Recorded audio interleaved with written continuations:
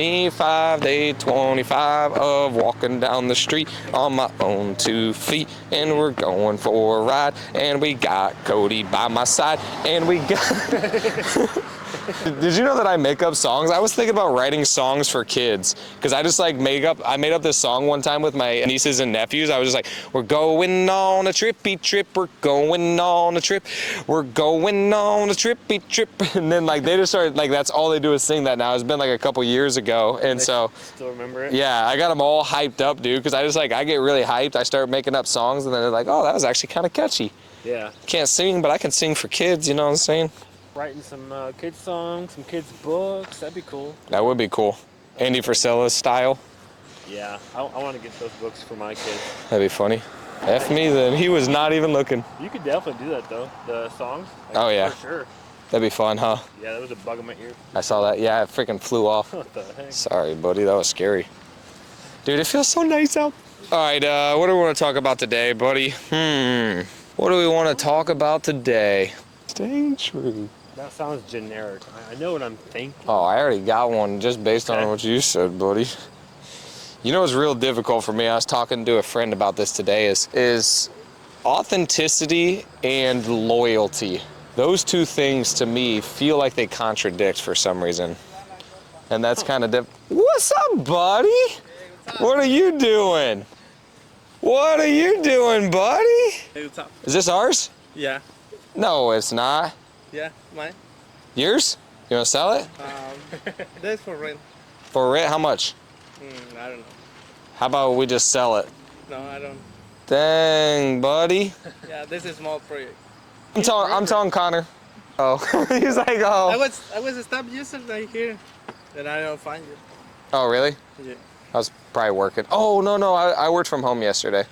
Yeah, I have something for you. Have what? I have something for you. Okay. Yeah. Is it good? You got something special. I'm scared. We gotta record this now. ¿Dónde están los tacos? ¿Cómo? Oh, restaurant. ¿Dónde están los tacos? The restaurante. I'm kind of scared now. Am I gonna get shot? He's like, I got something for you, motherfucker. How'd you get this house? How much you buy it for? Dang, buddy. Great Smokies, huh? Yep. Dang. Thanks, buddy. You really got that for me? Yeah. Specifically? Really? Yeah. Thank you. That's cool. Thanks, man. I appreciate it. How much did you buy this for? This I got a partner. Oh. This was a Oh, start. you're flipping it with somebody? No, this was a start. Just started? How much did he pay for I it? got some money on it. How much? I got some money on it. How much?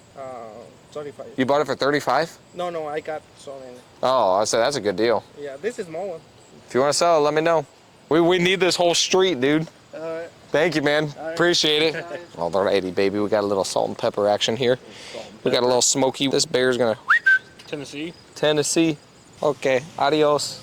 That's all I got. Adios. Okay, I'm gonna put this in my pocket just so I don't break it. That is cool. Salt and pepper. Salt and pepper action, baby.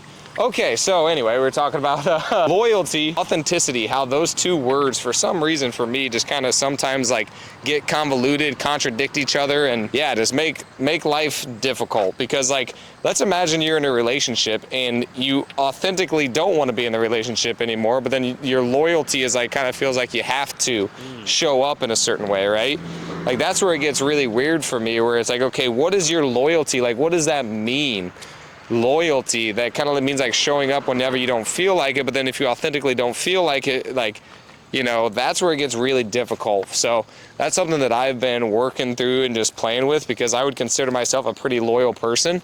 But then now the more that I go through my trauma and realize that I like play the hero syndrome and like kind of like always want to help everybody with everything, and then I feel like it's my responsibility, even though some of it's their responsibility, is like trying to find that balance of me being authentic and being real and still being loyal to wanting the best for them, their growth, you know, different things like that. Dang, that looks sick. So yeah, anyway, those are my thoughts about it. Like I haven't exactly nailed down exactly what I think, feel, and everything like that, but those are just my initial thoughts that I've been kind of playing through. So would love to hear your thoughts if you have any. Let me know what you guys think, if those two contradict each other, and if you think that they don't. tell me why and how, and yeah, I would love to talk about it because it is something that I am actively thinking through. Protein bar? Protein bar, Pro Crunch, in the wrapper. Do you have a? Are you talking about something specific going on right now? You're going through? I want to talk about it. I didn't think so. I just figured I'd ask. I don't. Like a personal question I want to ask. Yeah. I don't want to talk about it right now on camera to you guys, but yeah, I'd talk to you about it off camera, buddy. I'll tell you if you really want to, but yeah, just something honestly.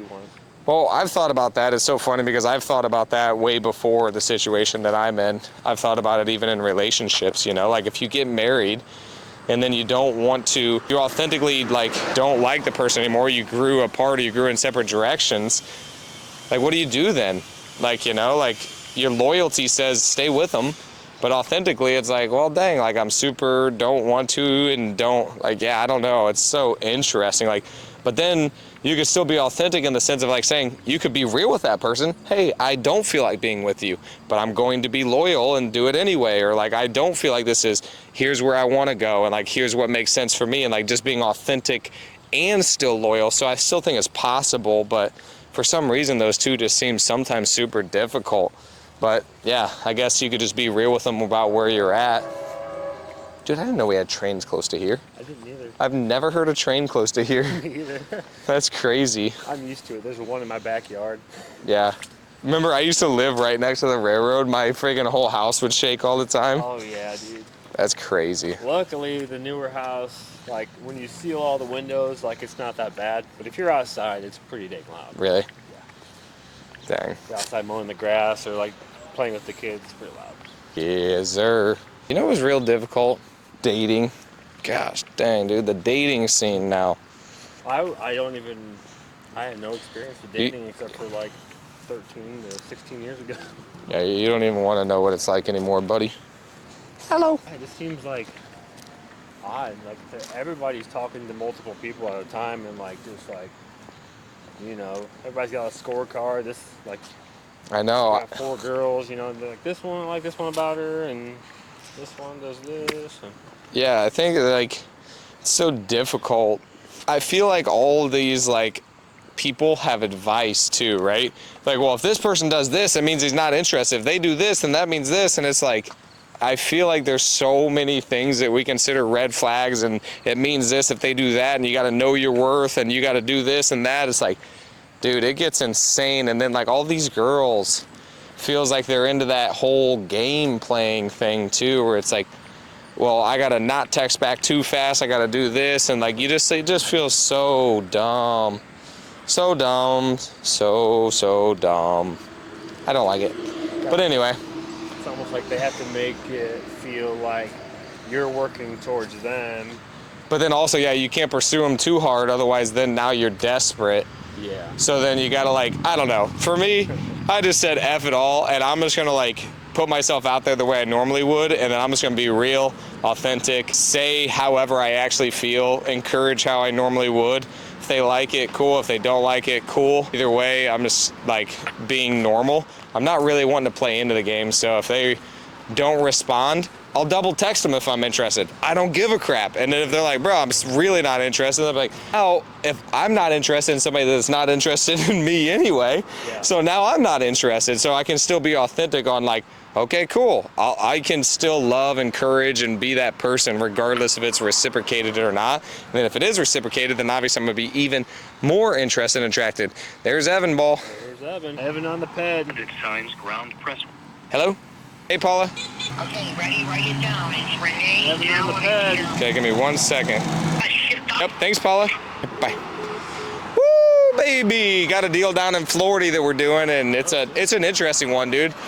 So I'll tell you guys about it. So this is an interesting deal that we structured, and it's a very, very weird one. If you were on the Wealthy Investor call that I do on Wednesdays at 4 p.m. Eastern Standard Time, where I go over sales training, it was actually a live call that I did. So basically, my business partner down in Florida, Taras, he actually knocked on her door. She was in foreclosure. We decided, okay, She didn't want to sell the house to us and we own it. So what we said is, okay, we will help you buy it and then sell it back to you so you can have all the ownership rights. Obviously, we got to make money doing that. So what we decided to do is buy it, sell it back to her for $40,000 more, and then we're making a difference on the interest as well. So that's what we decided to do, and it's kind of like a win-win. She gets to keep the house, save her from foreclosure. We make money no matter what, and it's kind of a great way to do it. So that's what we did, and that's what we're working on, so it's pretty cool. Yep. Go, buddy. I'm gonna say hi to Evan real quick. All right, buddy. Evan, ball. Yeah, there's nothing in front of you. There's a tree line behind